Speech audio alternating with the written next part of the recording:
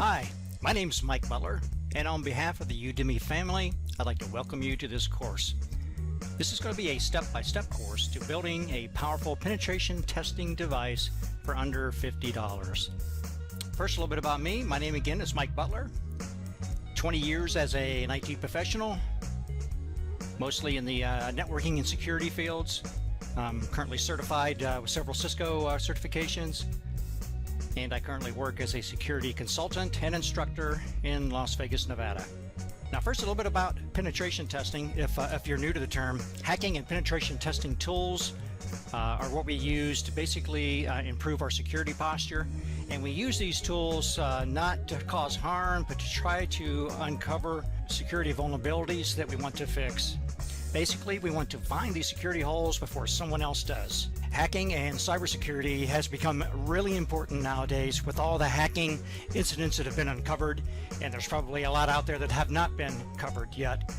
But just to go back to the Target hack a while back, 40 million customer accounts hacked, and it's not the only one. Almost every day there's a new hack reported.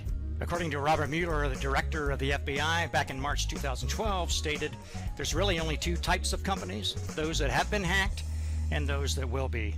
So there are many tools available for penetration testing. Some are open source, and others cost a lot of money. On this particular course, we're going to be focusing on two components. One is a hardware component. And for that hardware component, we're going to be using a low-cost device called a Raspberry Pi. These devices are $35 retail in the United States. Very, very powerful devices, as we'll see. And the tools that we're going to use for the software side of it for penetration testing is a Linux distribution formerly known as Backtrack. And in this penetration testing and digital forensic toolkit, we'll have tools for vulnerability assessments, information gathering, forensics, exploitation tools, wireless tools.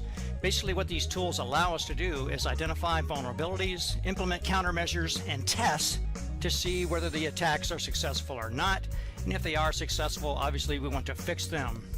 So first things first, this is a white hat course. We're not trying to cause harm to anyone. We're trying to locate these vulnerabilities before the bad guys do. So obviously we want to stay out of trouble and try these tools in your own network or a lab type setup. And if you are going to use this on a real world test, you basically need to have permission and follow the guidelines of penetration testing. So what we're going to do in this course is going to be a step-by-step look over my shoulder. We're going to talk about the Raspberry Pi. We're going to talk about the Kali Linux distribution, where to find it. We're going to talk about purchasing the right Raspberry Pi. There's several different models out there on the market. We want to buy the latest and greatest. There are also a certain amount of accessories that we need to complete this penetration testing toolkit that we're going to build. Some of these are as simple as a keyboard and mouse and an SD card. We're going to download some free software tools that allow us to implement the Kali on the Raspberry Pi. We're also going to download the proper Kali distribution. The Kali Linux distribution is available on PCs. It'll boot off USB drives. It boots off CD-ROM.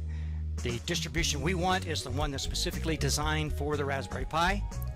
And then there's some updates and tweaks we need to do to get everything working properly. We'll talk a little bit about advanced tricks, and we'll demo just a couple of the popular penetration testing tools that come with Kali Linux. There are over 300 of these tools, so obviously we won't be looking at them all, but I wanted to show you one or two of the tools as we go through here. So let's get started.